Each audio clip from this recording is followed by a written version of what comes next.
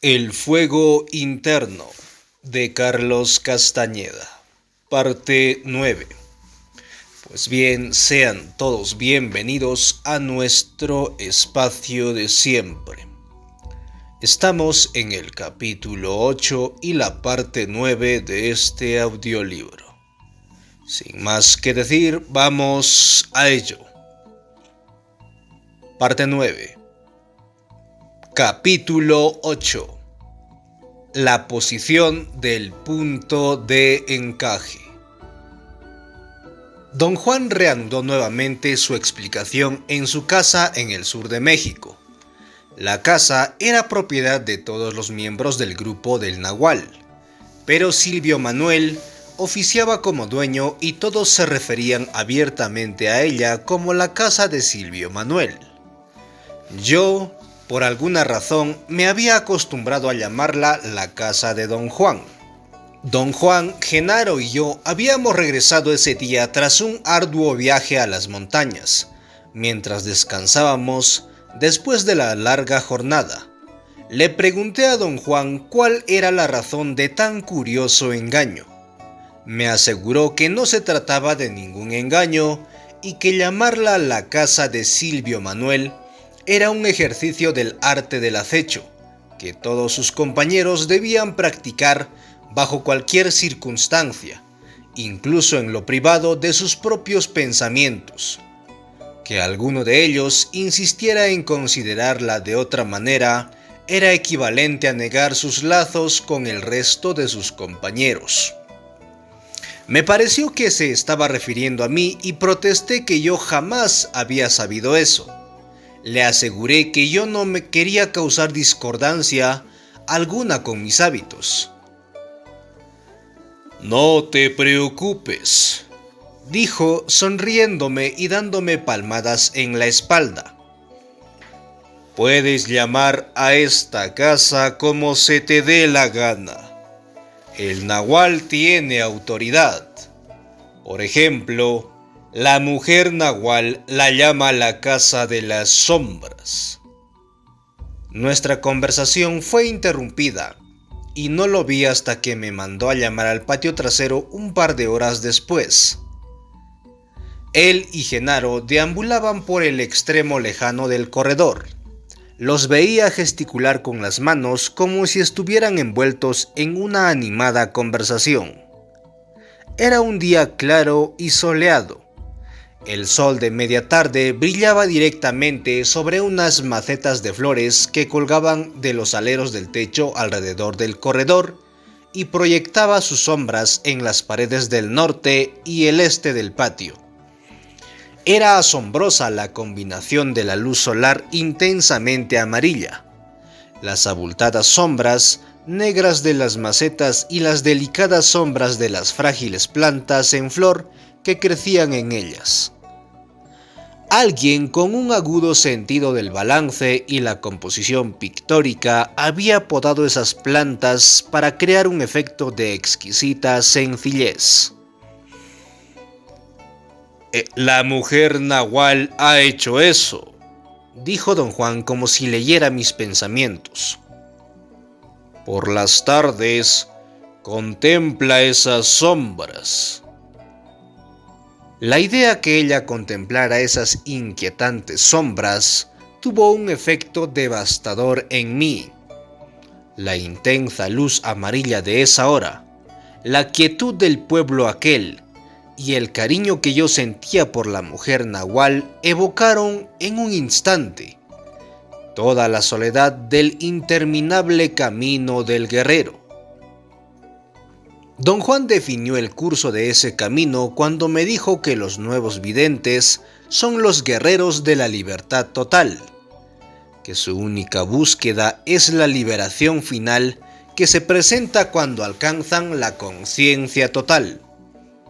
Al mirar esas perturbadoras sombras en la pared, entendí con perfecta claridad lo que hacía decir a la mujer Nahual que leer poemas en voz alta era el único desasosiego que su espíritu tenía. Recordé que el día anterior ella me había leído algo, ahí en el patio, pero yo no había entendido toda su urgencia, su añoranza. Era un poema de Juan Ramón Jiménez, Hora inmensa. Me confesó que sintetizaba para ella la soledad que los guerreros vivían, en su afán de escapar hacia la libertad. Solo turban la paz una campana, un pájaro. Parece que los dos hablan con el ocaso. Es de oro el silencio, la tarde es de cristales. Mece los frescos árboles una pureza errante. Y más allá de todo, se sueña un río límpido que atropellando perlas huye hacia el infinito. ¿Qué es lo que realmente estamos haciendo, don Juan?, pregunté. ¿Es posible que los guerreros se preparan solamente para la muerte? Don Juan y don Genaro me miraron con una expresión de sorpresa. De ninguna manera, me dijo don Juan tocándome suavemente el hombro. Los guerreros se preparan para tener conciencia, y la conciencia total solo les llega cuando ya no quede en ellos nada de importancia personal. Solo cuando son nada se convierten en todo. Guardamos silencio durante un momento. Don Juan me preguntó si era mi situación lo que me ponía triste. No contesté porque no estaba seguro. No estás arrepentido de estar aquí, ¿verdad?, preguntó don Juan con una vaga sonrisa. ¡Claro que no!, le aseguró Genaro. Durante un momento pareció dudar. Se rascó la cabeza, me miró y arqueó las cejas. ¿A poco lo estás?, me preguntó. ¿Lo estás? Claro que no, le aseguró esta vez don Juan a Genaro. Repitió el mismo gesto de duda, rascándose la cabeza y arqueando las cejas. ¿A poco lo estás?, me preguntó. ¿Lo estás? ¡Claro que no!, exclamó Genaro con voz resonante, y los dos explotaron en risas incontrolables. Cuando se calmaron, don Juan dijo que la importancia personal es la fuerza detrás de todo ataque de melancolía. Agregó que los guerreros tienen derecho a sentir estados de profunda tristeza, pero que la tristeza les viene solamente para hacerlos reír. Genaro te va a demostrar algo que es más estimulante que toda tu pinche tristeza, prosiguió don Juan. Tiene que ver con la posición del punto de encaje. De inmediato, Genaro empezó a caminar alrededor del corredor, arqueando la espalda y levantando los muslos hasta el pecho. El nahual Julián le enseñó cómo caminar de esa manera, me dijo don Juan susurrando. Se llama el paso de poder. Genaro conoce varios pasos de poder. Míralo atentamente. En verdad, los movimientos de Genaro eran hipnóticos. Me encontré siguiendo sus pasos, primero con mis ojos y después, irresistiblemente, con mis pies. Imité su manera de caminar. Le dimos una vuelta al patio y nos detuvimos. Mientras caminaba, imitando a Genaro, noté la extraña lucidez que cada paso me aportaba. Al detenernos, mi destreza física y mental habían adquirido matices excepcionales. Podía oír todos los ruidos, percibía hasta los más insignificantes cambios en la luz o en las sombras a mi alrededor. Me sentí presa de un sentimiento de urgencia, de acción inminente. Tenía la sensación de ser extraordinariamente agresivo, musculoso, atrevido. Vi frente a mí una enorme extensión de tierra plana. Justo a mis espaldas vi un bosque. Gigantescos árboles formaban una línea recta, como un muro descomunal. El bosque era oscuro y verde. La llanura era amarillenta, bañada por el sol. Respiraba yo de un modo insólito, pero no de manera anormal. Y era el ritmo de mi profunda y extrañamente acelerada respiración el que me obligaba a mover las piernas. Quería echarme a correr, o más bien mi cuerpo quería hacerlo, pero justo cuando iba a partir, algo me detuvo. Repetidamente, don Juan y Genaro estaban a mi lado. Caminamos juntos por el corredor, con Genaro a mi derecha. Me dio un leve empujón con el hombro. Sentí el peso de su cuerpo empujándome ligeramente hacia la izquierda. Seguimos, en ángulo, directamente a la pared oriental del patio. Durante un momento tuve la certeza de que íbamos a atravesarla e incluso me preparé para el impacto. Pero nos detuvimos justo cuando la punta de mi zapato y la punta de mi nariz tocaban la pared.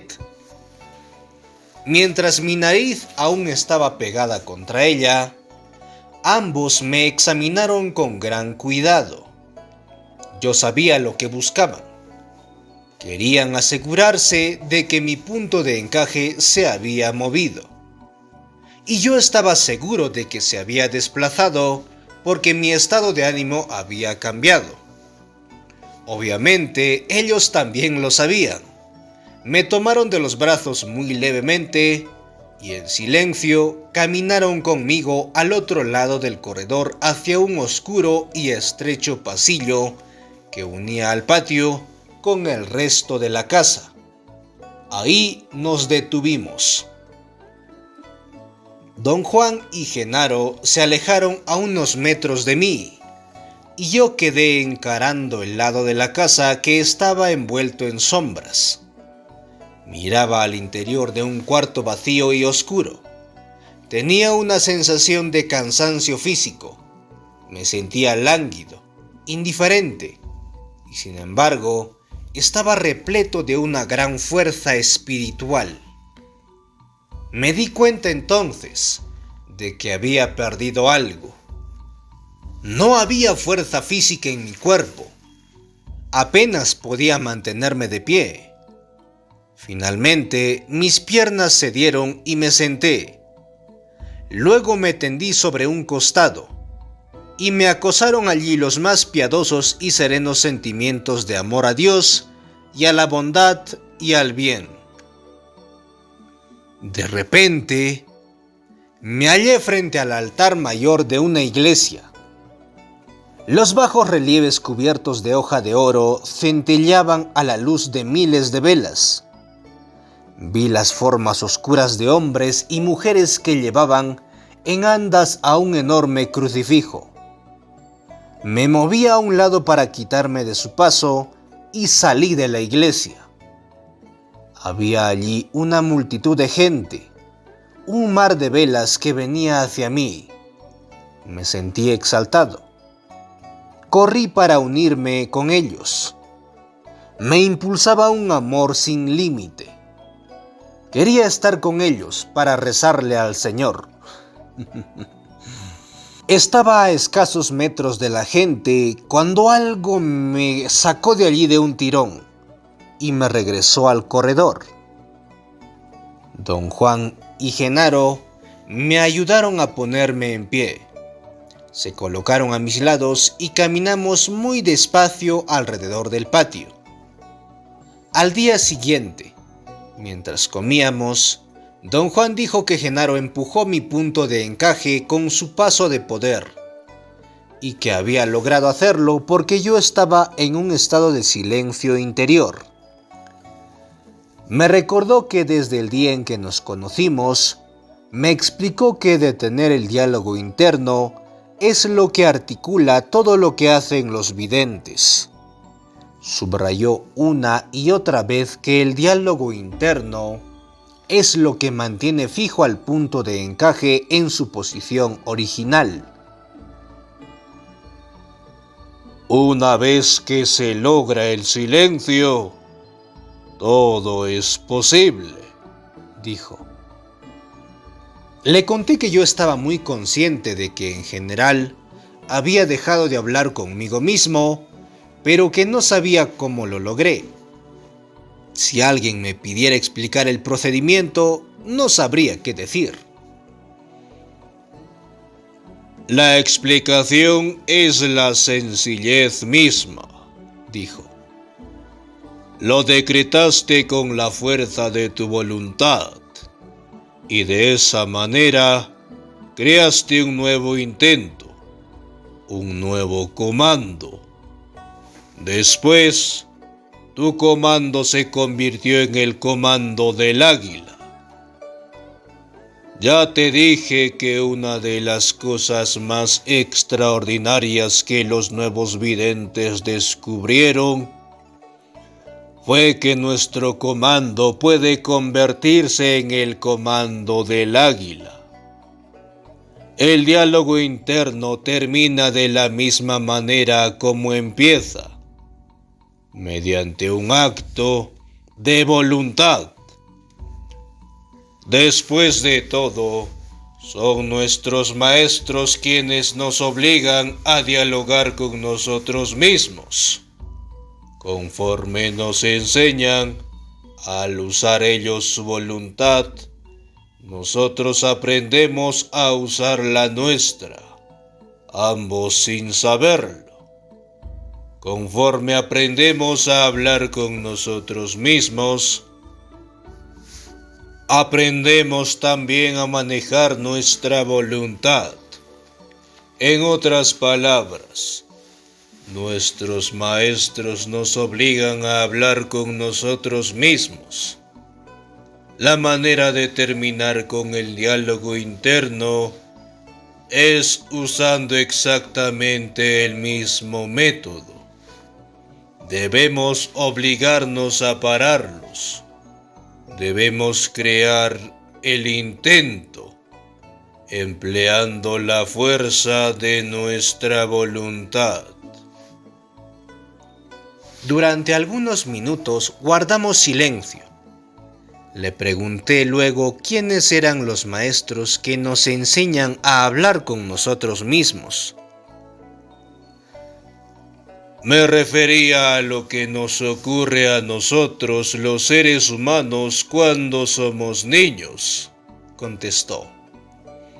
Durante ese periodo, todos los que nos rodean son nuestros maestros y nos enseñan a repetir un interminable diálogo acerca de nosotros mismos. El diálogo se interioriza y crea tal fuerza que por sí solo mantiene fijo el punto de encaje.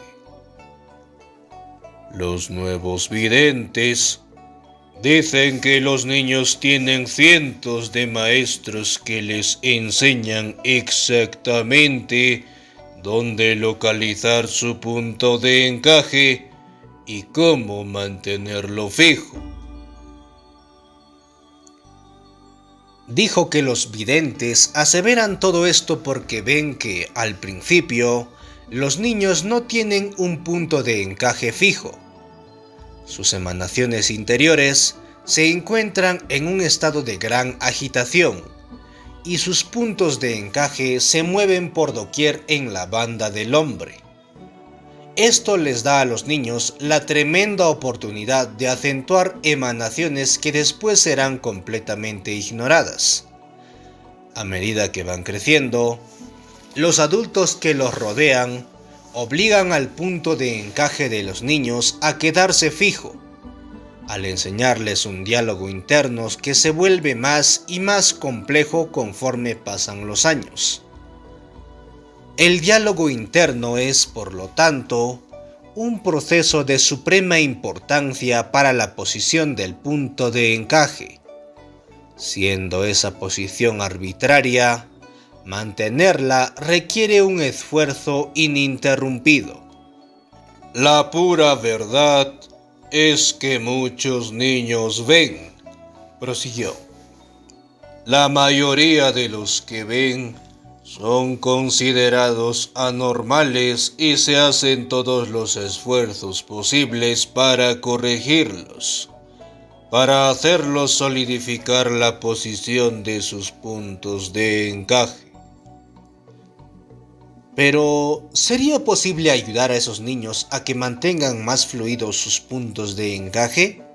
Pregunté. Solo si viven entre los nuevos videntes, dijo.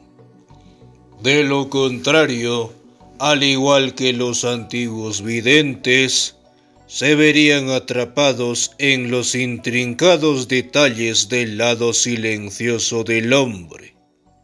Y créeme, eso es peor que estar preso de las garras de la racionalidad. Don Juan expresó su profunda admiración por la capacidad humana para impartir orden en el caos de las emanaciones del águila. Sostuvo que cada uno de nosotros es un mago magistral y que nuestra magia consiste en mantener inconmoviblemente fijo nuestro punto de encaje. La fuerza de las emanaciones en grande, prosiguió, hace que nuestro punto de encaje seleccione ciertas emanaciones interiores y las agrupe en un racimo para ser alineadas y percibidas.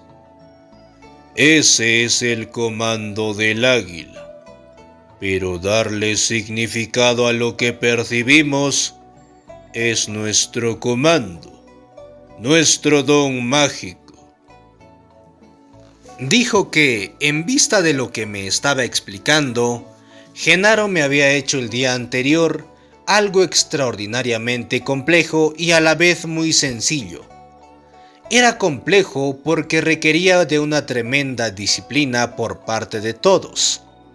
Requería que el diálogo interno se detuviera, que se alcanzara un estado de conciencia acrecentada y que alguien moviera el punto de encaje de uno. Entender el resultado final de todos estos complejos procedimientos era muy fácil porque la explicación era muy sencilla, puesto que la posición exacta del punto de encaje es una posición arbitraria, seleccionada inconscientemente por nuestros antecesores, puede moverse con un esfuerzo relativamente pequeño. Una vez que se mueve, crea nuevos alineamientos de emanaciones y por consiguiente, nuevas percepciones. Yo te di muchísimas veces plantas de poder para así lograr que tu punto de encaje se moviera, prosiguió don Juan. Las plantas de poder tienen ese efecto, pero también el hambre, el cansancio, la fiebre y otras aflicciones por el estilo tienen un efecto similar.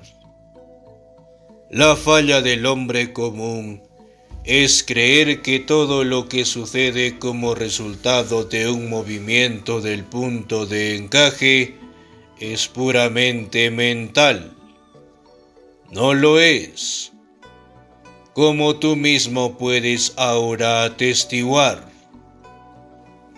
Explicó que mi punto de encaje se había movido profundamente veintenas de veces en el pasado, así como lo había hecho el día anterior, pero que la mayoría de las veces que se movió, los movimientos fueron leves y los mundos que me vi forzado a percibir fueron virtualmente mundos fantasmas, por estar tan cercanos al mundo cotidiano. Agregó que movimientos de ese tipo eran automáticamente descartados por los nuevos videntes. Las visiones que producen esos movimientos se originan en el inventario del hombre, continuó. No tienen valor alguno para los guerreros que buscan la libertad total, porque son resultado de un movimiento lateral del punto de encaje. Dejó de hablar y me miró. Yo supe al instante que movimiento lateral significaba un movimiento del punto de encaje en la superficie del capullo, de un lado a otro o a lo ancho de la banda de emanaciones del hombre. Le pregunté si yo tenía razón. Eso es exactamente lo que quise decir, dijo. En los dos bordes de la banda del hombre hay un extraño depósito de basura, una incalculable masa de cachivaches humanos. Es un almacén mórbido y siniestro, que tenía un gran valor para los antiguos videntes, pero no para nosotros. Una de las cosas más fáciles que puede uno hacer es caer en ese depósito de basura. Ayer, Genaro y yo empujamos a tu punto de encaje porque queríamos darte un vivo ejemplo de ese movimiento lateral. Pero cualquier persona puede llegar a ese almacén simplemente deteniendo su diálogo interno. Cuando eso sucede, los resultados se explican como fantasías de la mente si el cambio es mínimo. Si el cambio es considerable, los resultados son llamados alucinaciones. Luego me explicó cómo había usado Genaro su paso de poder para mover mi punto de encaje.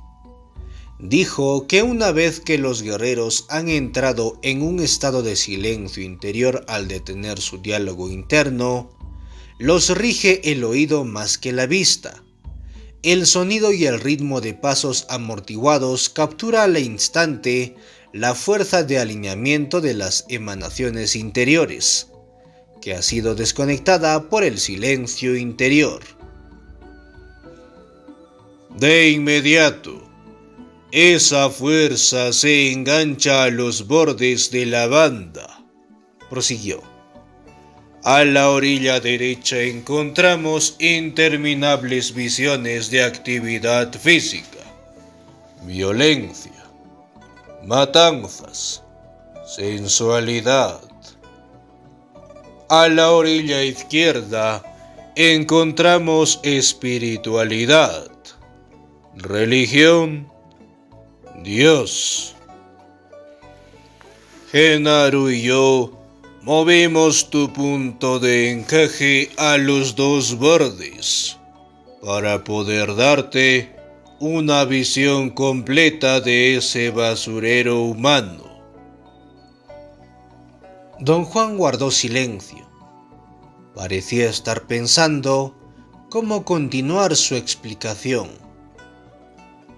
Por fin habló y dijo que los increíbles efectos del silencio interior eran uno de los más valiosos aspectos del conocimiento de los videntes, en general. Repitió una y otra vez que en el momento en que uno entra a un estado de silencio interno, empiezan a romperse los lazos que atan al punto de encaje al sitio específico en el que está localizado, y que el punto de encaje queda así en libertad para moverse. Añadió que generalmente el movimiento, si no es lateral, es hacia lo profundo de la banda del hombre, que tal preferencia direccional es una reacción natural de la especie humana, pero que existen videntes que pueden mover el punto de encaje a posiciones bajo el sitio normal. Los nuevos videntes llaman a ese cambio el movimiento hacia abajo. Los videntes muy a menudo sufren movimientos involuntarios hacia abajo, prosiguió. El punto de encaje no permanece en esa posición baja por mucho tiempo. Y eso es afortunado porque ese es el lugar de la bestia. Ir abajo va en contra de nuestros intereses, aunque es la cosa más fácil de lograr.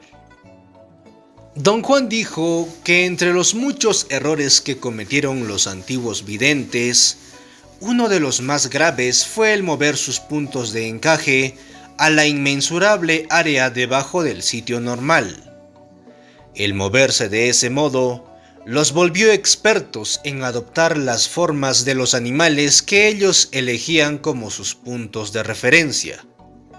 Llamaban a esos animales su nahual, y creían que al mover sus puntos de encaje a sitios específicos, podían adquirir las características del animal elegido, su fuerza, sabiduría, astucia, agilidad o ferocidad. Don Juan me aseguró que aún entre los videntes de hoy en día existen espantosos ejemplos de esas prácticas.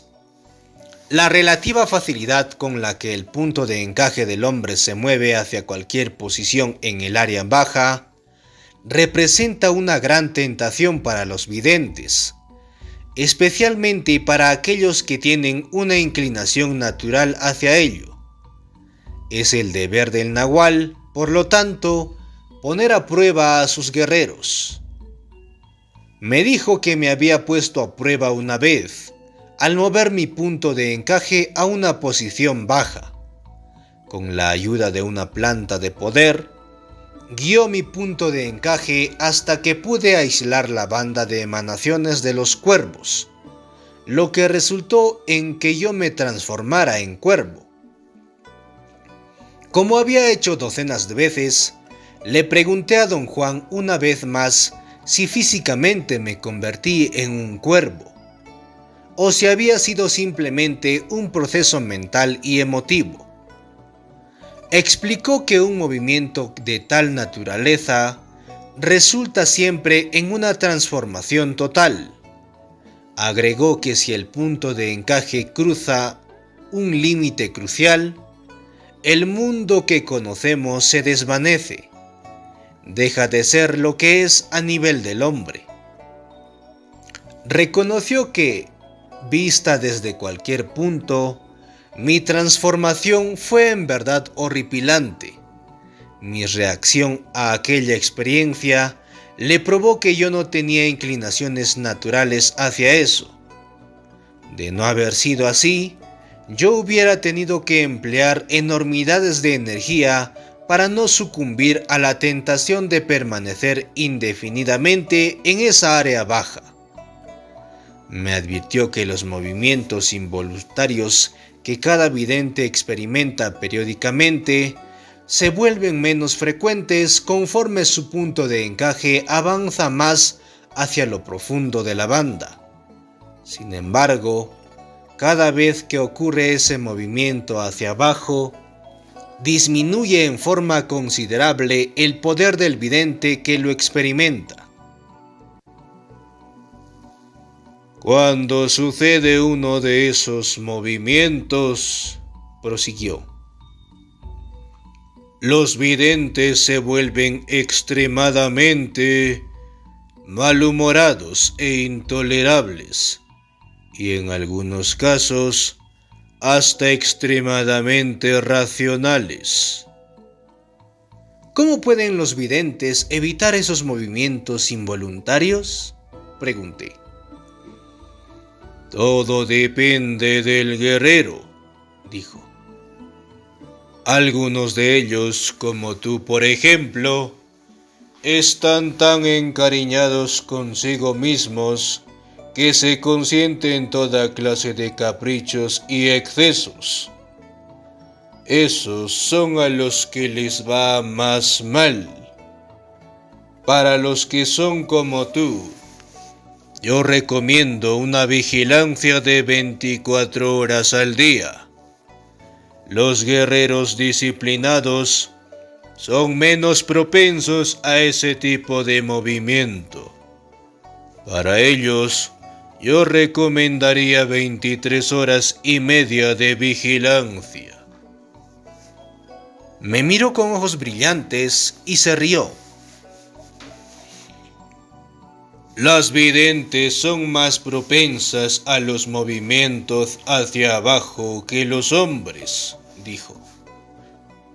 Pero también son capaces de salir de un salto de esa posición sin esfuerzo alguno, mientras que los hombres se dilatan peligrosamente en ella.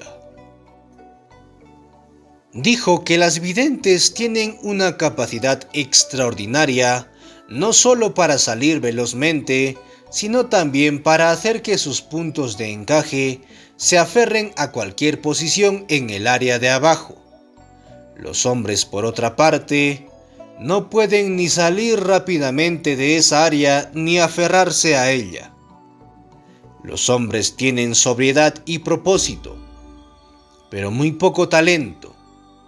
Por esa razón, un nahual tiene que tener 8 mujeres videntes en su grupo.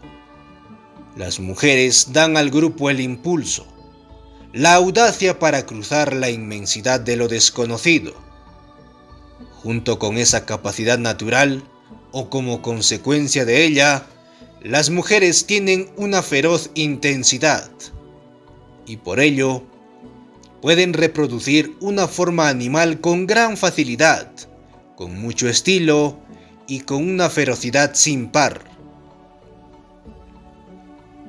Si vas a pensar en algo aterrador, prosiguió, en algo sin nombre que acecha en la oscuridad, vas a pensar sin saberlo en una mujer vidente, en una bruja que sostiene una posición en la inmensurable área baja.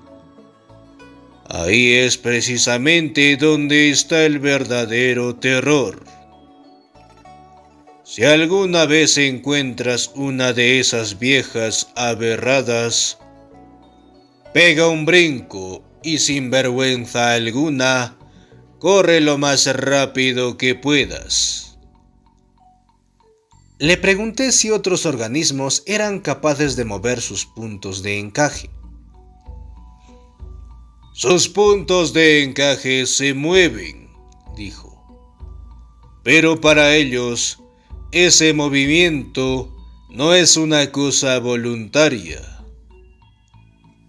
¿El punto de encaje de otros organismos también es entrenado a quedar fijo en un sitio específico?, pregunté.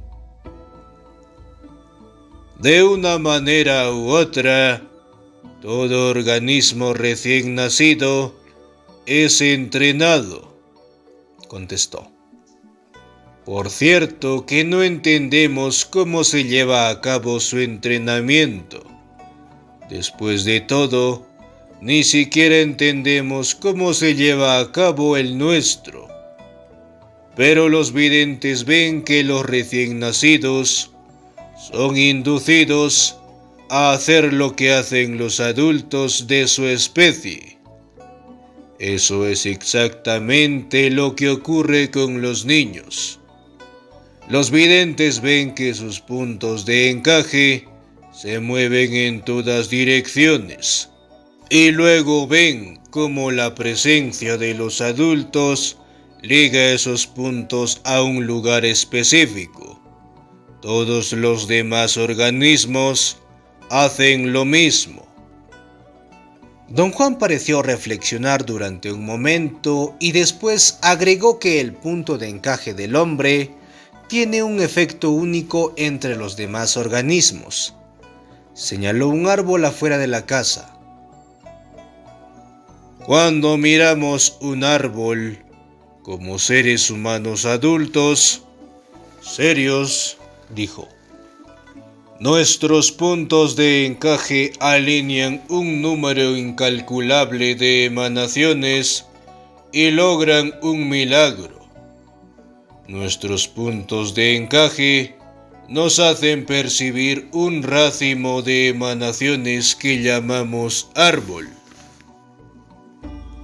Explicó que el punto de encaje no solo efectúa el alineamiento necesario para la percepción de ese racimo, sino que también borra el alineamiento de ciertas emanaciones que pertenecen a ese racimo para poder llegar a un mayor refinamiento de la percepción, a un delicado esquema humano que no tiene paralelo. Dijo que los nuevos videntes observaron que solo los seres humanos son capaces de agrupar emanaciones aún dentro de los racimos normales. Para describir tal cosa utilizó la palabra desnate y dijo que era comparable al acto de recoger la nata de un recipiente de leche hervida después que se ha enfriado. De igual manera, en términos de percepción, el punto de encaje del hombre toma una parte de las emanaciones ya seleccionadas para el alineamiento y forma con ellas un esquema más deleitable. Los desnates del hombre, prosiguió don Juan, son más reales que los que perciben otros seres. Ese es nuestro peligro latente. Son tan reales para nosotros que nos hacen olvidar lo que hemos construido nosotros mismos, al ordenar a nuestros puntos de encaje que se estacionen donde lo hacen. Nos olvidamos que solamente son reales para nosotros porque ese es nuestro comando. Tenemos poder para sacar la nata de los alineamientos, pero no tenemos poder para protegernos de nuestros comandos. Eso se tiene que aprender. Darle rienda suelta a nuestros desnates como lo hacemos es un error de juicio que pagamos tan caro como los antiguos videntes pagaron los suyos. Fin del capítulo 8. La posición del punto de encaje. Y fin de esta parte 9. Pues llegamos a la culminación de este capítulo y de esta parte del libro. Pues bien, gracias por escucharnos. Y nos volveremos a encontrar en una próxima entrega. Y como siempre, saludos a la distancia y adiós.